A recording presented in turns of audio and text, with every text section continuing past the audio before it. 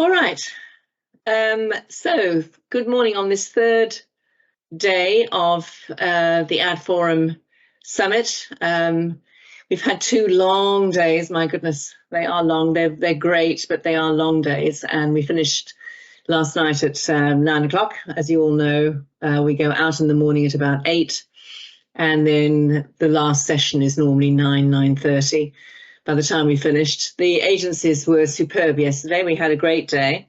And I think there's just more and more learnings coming out each day as we go along. And the whole thing on AI, what everybody believes it's going to be able to be capable of, how it could change the industry, et cetera, et cetera. There's lots of predictions, and nobody's that anxious about it, funny enough. I think the anxiety is over. I think everybody's now accepting, at least from what I can see, accepting that there is change and there's massive change going to come. But there will always be a role for great creative, because as one of the agency leaders said yesterday, we might be able to produce, in fact, I can't even remember when it was said, but we might be able to produce advertising through AI without any human involvement. But what sort of advertising is that going to be? It's going to be very mediocre. So it might do the job. It might be cheaper, better, faster, which is very appealing, particularly when clients are cutting budgets and they're under pressure as well. But, in the end, it's going to be the great creative idea that stands out. And so far, the AI is not able to produce a great creative idea. Anyway, the agencies we saw yesterday, we started off with Virtue. Now, Virtue, which is part of Vice, I'm sure you all know, and run by a South African, of course, Chris Garbett. And he told us the story. Now, you'll all know that Vice, in fact, went into Chapter 11 bankruptcy last year.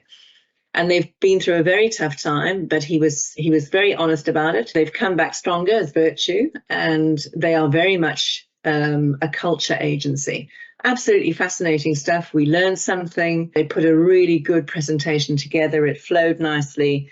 So I'll take great pleasure in showing you that. And 80% of their clients stayed with them. So they didn't have a problem. Their clients were loyal, which I thought was also great news. So from there, we went to, goodness, I can't even read this. Oh, yeah. We've now got our printed, we have these things that we wear all the time, and we didn't have it, but the printing on the back is minute.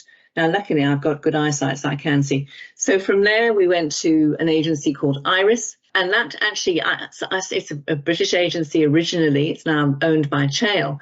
But I think you'll remember I told you all a while back that Iris has now become independent again, still owned by Chale, but allowed to express itself independently. So we went to see them. We hadn't seen them in the States for a number of years. They've been a regular on AdForum, and that was a really also great presentation. They'd really thought it through. They are the participation agency, so their understanding of consumer behavior and how consumers are reacting to influencers and how influencers are playing such an enormous role in people's lives now. Very interesting. So we were with them for an hour and a half. They treated us to the most fabulous lunch. And then from there we went to, Fred and Farid, independent agency, French owned. He gave us a whole dissertation on AI and the impact. It went on a bit. Anyway, so be it. It was a lesson. And from then we went to Forsman Bodenfors, another favourite. They're part of the Stagwell Group, a Swedish agency originally with the HQ in Gothenburg, and they're now also in North America. They are in New York and Toronto, as well, of course, as being in the UK and other places, Singapore, Stockholm, etc. So, not Stockholm, Gothenburg. And then we finished up at Dept, which was the last agency of the day, an agency we always see. It's an agency that started in 2015 in Amsterdam. They're now in many different places. They're planning on, I believe South Africa is next on their list. They've grown, they're 4,000 people. As I've said before, they are truly digitally native. They're 50% tech, 50% marketing. And interesting how their clients are working with them and how many streams of work that they use. And that was the day.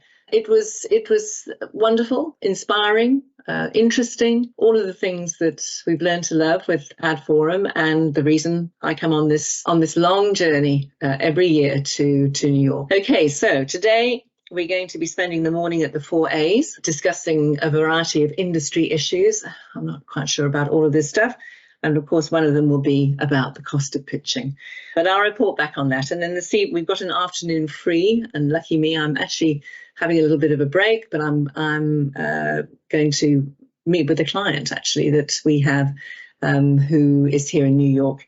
And then this evening we're going to DDB for a feedback from them and an early supper. Okay, so I'll speak to you all tomorrow. Thanks very much for listening. Bye for now.